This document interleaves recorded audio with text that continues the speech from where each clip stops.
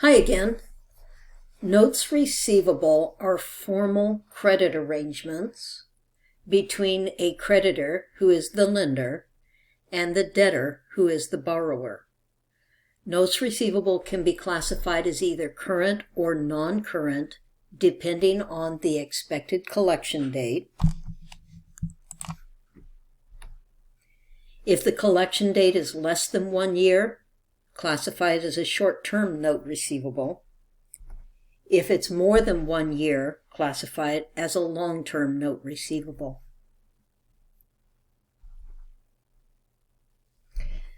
So let's start talking about short-term notes. We're going to start with a short-term interest-bearing note.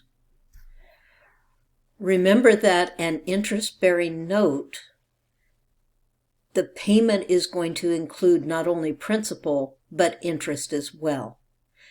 And the interest is calculated as the face amount or the principal amount of the note times an annual interest rate times a fraction of the annual period. Let's talk about an example. The Stridewell Wholesale Shoe Company manufactures athletic shoes that it sells to retailers. On May 1st, 2021, the company sold shoes to Harmon Sporting Goods. Stridewell agreed to accept a $700,000 6-month 12% note in payment for the shoes. Interest is receivable at maturity.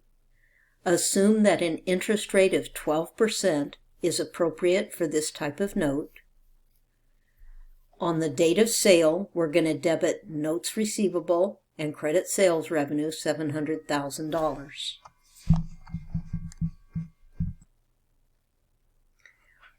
Six months later, when we receive payment, we're going to calculate the amount of interest that we're due. $700,000 times 12% times a half a year is $42,000 of interest revenue. So the cash we're going to receive is the $700 of principal plus $42,000 of interest revenue. We're going to debit cash $742,000, credit interest revenue $42,000, credit note receivable $700,000.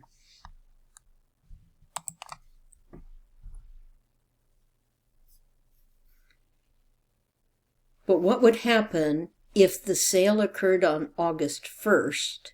It's a 6-month note receivable, and the company's fiscal year end of December 31st falls between the date that the sale occurred and the date that payment is expected to be received.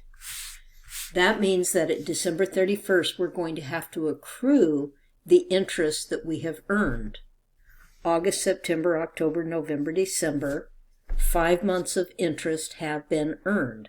$700,000 times 12% times 5/12 is $35,000 of interest we've earned. We haven't received any payment for it yet, but we definitely have earned that interest. So we're going to debit interest receivable and credit interest revenue to accrue the interest that we have earned. Then when the collection is made on February 1st, we're going to debit cash the full $742,000 that we get paid. We're going to credit interest revenue for the 1 additional month of interest that we actually earned in 2022. We're going to credit interest receivable for $35,000 to get this receivable off the books. And we're going to credit note receivable $700,000.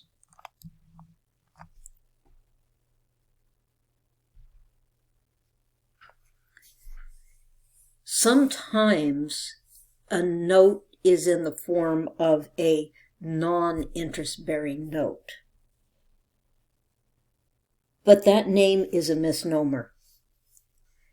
Non-interest-bearing notes actually do bear interest, but the interest is deducted or discounted from the face amount to determine the cash proceeds made available to the borrower at the outset.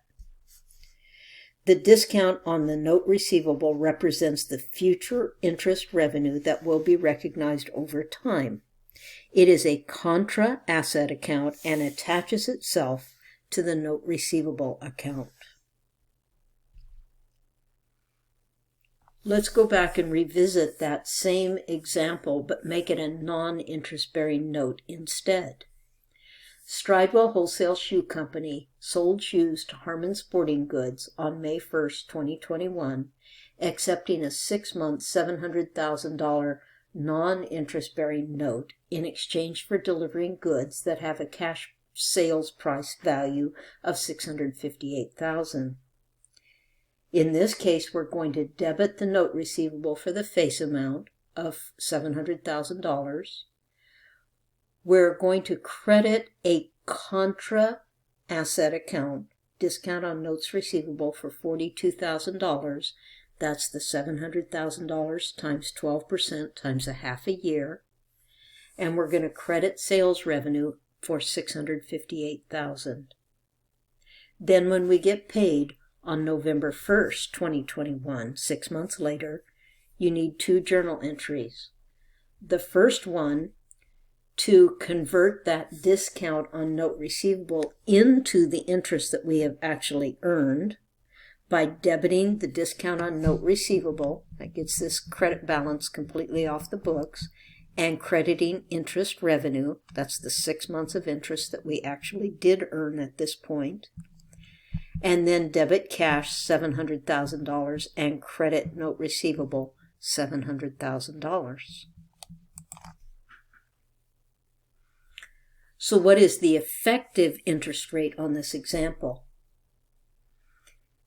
The interest that we earned, or Stridewell earned, for 6 months is $42,000. Divide that by the sales price of $658,000, and it's a rate of 6.383% for 6 months.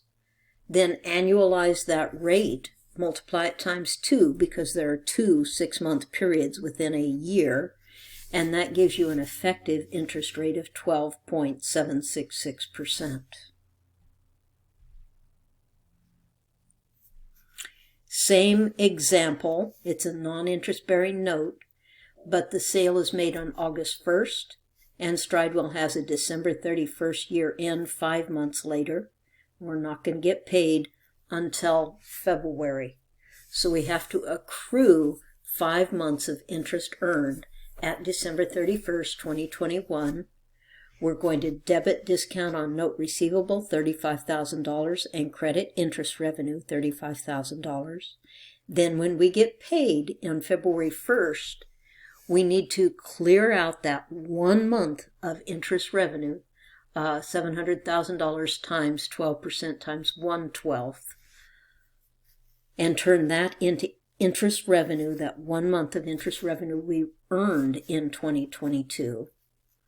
Debit the discount on note receivable, $7,000, credit interest revenue, $7,000, and then debit cash, $700,000, and credit note receivable, $700,000.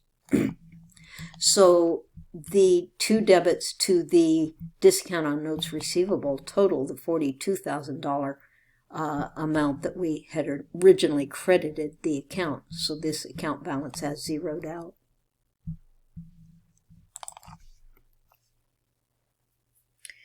That's it for this video. We'll talk about long-term notes receivable in our next video.